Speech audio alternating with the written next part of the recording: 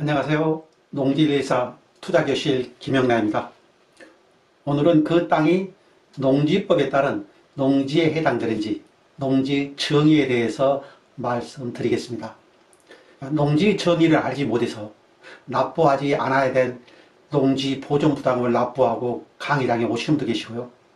어떤 분들은 인터넷에 보니 농지 업무에 등재되면 좋다고 하여 지목이 대지인 토지에 농사를 하여 농지원부에 등재하고 그 다음에 그 대지에 집을 지을 때 공시지가의 30%에 해당하는 농지보존부담금을 납부 안 한다. 상담하다 보면 안타까운 내용들이 많이 있습니다. 우리가 부동산에 투자를 하지 않는다 하더라도 농지의 정의 정도는 상식적으로 알아두시는 게 좋습니다. 농지 정의는 농지법 제2조에 규정되어 있는데요. 법령을 봐서 이해가 쉽지가 않고 제가 토지 강의를 할 때도 이 부분을 1시간 이상 하고 있으며 담당 공무원들도 농지일세 사이트에 그 땅이 농지에 해당되는지 질문을 많이 하고 있습니다. 자, 그러면 어떤 땅이 농지에 해당되는지 설명을 드리도록 하겠습니다. 첫 번째로 토지 대상상 지목이 전답 과손으로 되어 있다. 현황에 관계없이 즉 농사를 하든지 안 하든지 건축물이 있든지 없든지 농지법상 농지에 해당됩니다. 농지에 해당되면 그 땅을 취득할 때 농지 취득 자격증명을 발급받아야 되고 다음에 건축할 때 공시지가의 30%에 해당하는 농지보존부담금을 납부하면서 농지전용 허가도 받아야 됩니다. 기농교육 강의를 가다 상담하다 보면요, 어느 분들은 시골에 농가주택을 취득했어요. 취득했는데 등기를 하지 못하고 있는 경우가 많죠.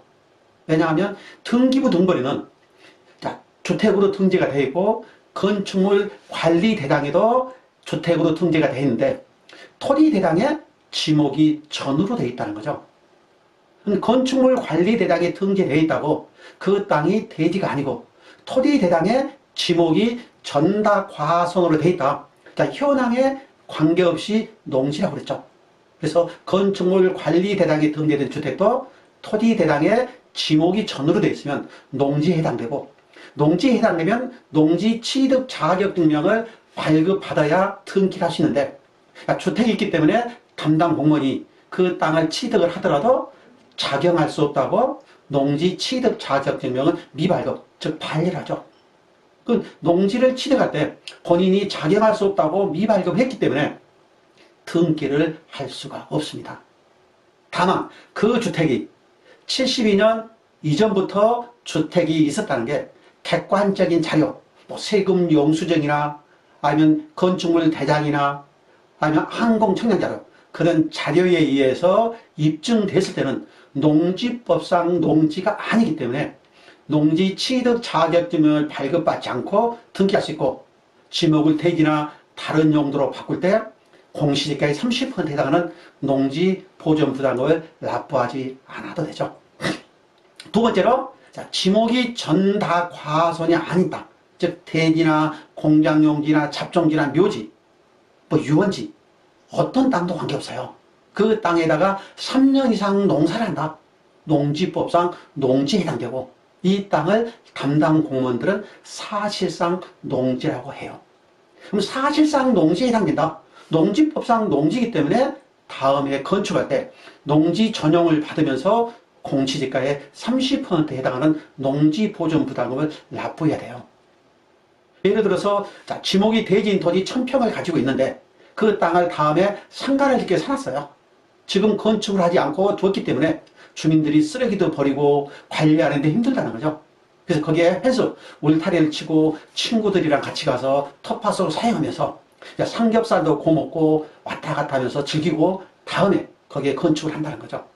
그럼 건축할 때 3년 농사를 했기 때문에 농지 전용을 받으면서 공시지가의 30%를 내야 되는데 그 돈이 최고 가격으로 1000평인 경우 1억 6,500만 원이에요. 그 3년 동안 농사를 하거나 3년 동안 텃밭으로 사용해서 1억 6,500을 벌 수 있다. 당연히 농사를 하다가 개발을 해야 되겠죠. 그런데 농사해갖고 그 돈이 안 나온다는 거죠. 더군다나 친구들하고 텃밭으로 사용하면서 삼겹살도 고먹은 땅인데 그 땅이 1억 6천, 아니 100만 원도 나오지 않죠. 즉 그 삼겹살이 1억 6천5백만 원짜리라는 거죠. 그래서 지목이 전다 과손이 아닌 토지를 개발을 해야 되겠다. 그 상태에서 개발을 해야지. 거기에 3년 동안 농사를 하다 개발하면 농지보전부담금을 납부해야 돼요. 물론 담당 공무원이 그걸 확인하지 못했다. 그냥 넘어갈 수 있어요. 근데 확인했을 때는 공시지가의 30%를 납부를 해야 돼요. 물론 3년 동안 농사를 한다고 다 나쁜 건 아니에요. 내가 잡종지 1000평을 가지고 있는데 잡종지 상태로 가지고 있다가 매도를 한다. 비사업용 토지에 해당되기 때문에 기본세율의 추가세 10%를 양도소득세를 납부해야 돼요. 근데 잡종지 상태에서 내가 8년 동안 그 지역에 거주하면서 농사를 하다가 그 땅을 판다. 그럼 8년 동안 거주하면서 농사를 했기 때문에 5년에 세액에서 2억, 1년에 1억을 감면받을 수 있어요. 이런 경우에는 농사를 한 게 유리하고요. 즉 잡종지 상태로 그냥 팔았다. 자, 세금이 비사업용 토지이기 때문에 1억에서 2억이 나온다 할 때 내가 거기에 8년 동안 거주하면서 농사를 짓고 팔았다. 양도소득세를 안 낸다는 거죠. 이런 경우에는 농사하는 게 훨씬 유리하겠죠. 그래서 단지 그 땅을 농사해서 나쁜 게 아니고 그 땅을 어떻게 관리 처분을 할 건지 거기에 따라서 농사를 하는 경우 좋은 경우도 있고 또 어떤 경우에는 손해를 보는 경우가 있기 때문에 농지 정의는 꼭 알아야 된다는 거죠. 자, 세 번째로 여러분들이 잘 아시는 농막이죠. 자, 농지에 컨테이너 박스 6평짜리를 갖다 놓는다. 그 자체가 농막이기 때문에 농지법상 농지전 허가나 농지전 신고를 받지 않고 갖다 놓더라도 불법이 아니에요. 또 농막에는 전에는 전기나 수도나 가스 시설을 설치할 수 없었는데 지금은 농지법 시행규칙이 개정되어서 농막에 전기나 수도나 가스 시설을 설치해도 되는데 단지 주거 목적으로 사용한다. 그때는 불법 농지에 해당되고 불법 농지에 해당되면 원상복구를 해야 되고 원상복구를 하지 않으실 때는 고발하면 벌금 나가요. 또한 농지법, 건축법, 국토계획법은 개별법으로 각각 적용하므로 농지법상 농막은 허가나 신고를 받지 않지만 자, 컨테이너 박스를 갖다 놓는다. 건축법상 가설 건축물 축조 신고를 해야 되고 그게 포장을 했을 때는 개발행위 허가 대상인 경우 개발행위 허가도 받아야 돼요. 또 그린벨트에서는 개특법상 농막도 허가를 받아야 설치를 할 수 있고요. 자, 네 번째로 축사, 버섯재배사, 곤충 사육시설을 건축 허가나 신고를 받고 설치를 하더라도 그 자체가 농지법상 농지에 해당되기 때문에 농지 전용을 받지 않죠. 또 농지 전용을 받아야 지목이 변경되는데 농지 전용을 받지 않기 때문에 건축 허가를 받고 준공이 되더라도 지목은 변경되지 않아요. 2007년 7월 4일 이전에는 농지의 축사로 전용을 할 때 전용을 하고 건축을 했다. 준공이 되면 지목이 목장 용지로 바뀌었는데 그 이후로는 건축 허가를 받더라도 농지 전용을 받지 않기 때문에 지목이 변경이 안 되죠. 버섯재배사도 마찬가지고 곤충 사육시설도 마찬가지예요. 임야에 버섯재배사가 진다. 산지 전용 허가나 신고를 받으면 지목이 농지 전으로 바뀌어요. 곤충 사육시설도 임야에다가 산지 전용을 받아도 지목이 전으로 바뀌고요. 또 임야에다가 축사로 산지 전용을 받는다. 목장용지로 지목을 바뀌죠. 즉 농지나 임야는 지목을 바꿀 때 건축 허가를 받고 준공이 된다고 지목이 변경되지 않고 농지 전용이나 산지 전용을 받고 그 목적 사업이 준공이 되었을 때 지목이 변경이 되죠. 다음으로 유지, 국업, 제방이 농지인 경우도 있고요. 농지가 아닌 경우도 있어요. 그럼 농지에 포함된다. 내가 유지를 1000평을 가지고 있는데 농지법상 농지로 인정이 됐다.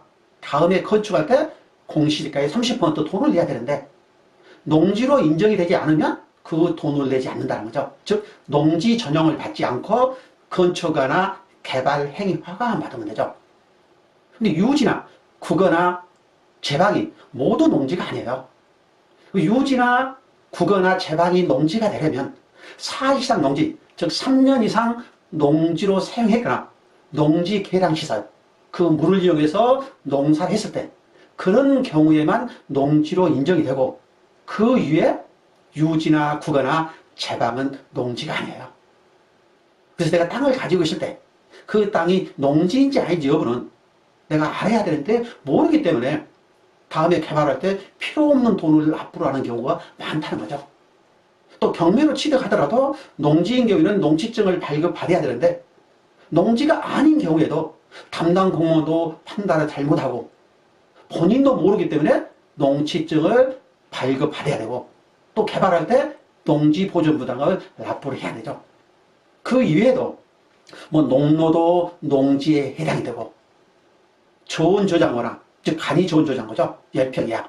또 간이 태비자, 이런 시설도 농지법상 농지에 해당되기 때문에 내가 농사를 짓는데 거기에 5평이나 10평짜리 컨테이너 박스로 뭐 좋은 저장고를 설치해야 되겠다. 그런 경우에도 가설 건축물 축조 신고는 하지만 농지 전용은 받지 않고 설치할 수 있죠. 또 내가 맹지인 토지가 있는데 그 땅에다가 농로를 개설해야 되겠다. 농지 전용 허가를 받지 않고 할 수 있어요. 다만 포장을 했을 때 농지법상 농로는 포장 여부에 관계없이 농지 전용 대상은 아니지만 국토계획법 제56조에 따른 개발행위 허가 대상이 될 수도 있어요. 개발행위 허가 대상인 경우에는 개발행위 허가는 받아야 되기 때문에 내가 농로를 개설하면서 포장을 해야 되겠다, 아니면 석축이나 제방을 써야 되겠다, 그런 경우에는 사전에 농지 담당 부서나 개발행위 허가 담당 부서에 상담을 해보시는 게 좋아요. 그래서 서두에서 설명드렸듯이 누구나 땅을 가지고 있을 수 있고 누구나 땅을 취득하고 싶다는 거죠. 그럼 지목이 전다 과손이 아닌 땅도 농지가 될 수 있고, 또 농지에 해당되면 내가 필요 없는 돈을 납부를 해야 되는 경우도 있고, 또 그 땅을 팔았을 때 양도소득세를 절세도 할 수 있기 때문에 우리가 상식적으로라도 농지 정의는 하는 게 좋고요. 특히 부동산에 투자를 한다, 당연히 농지 정의에 대해서는 깊이 공부를 하시는 게 투자에 유리할 수가 있습니다. 자, 오늘은 농지의 정의에 대해서 설명을 드렸습니다. 감사합니다.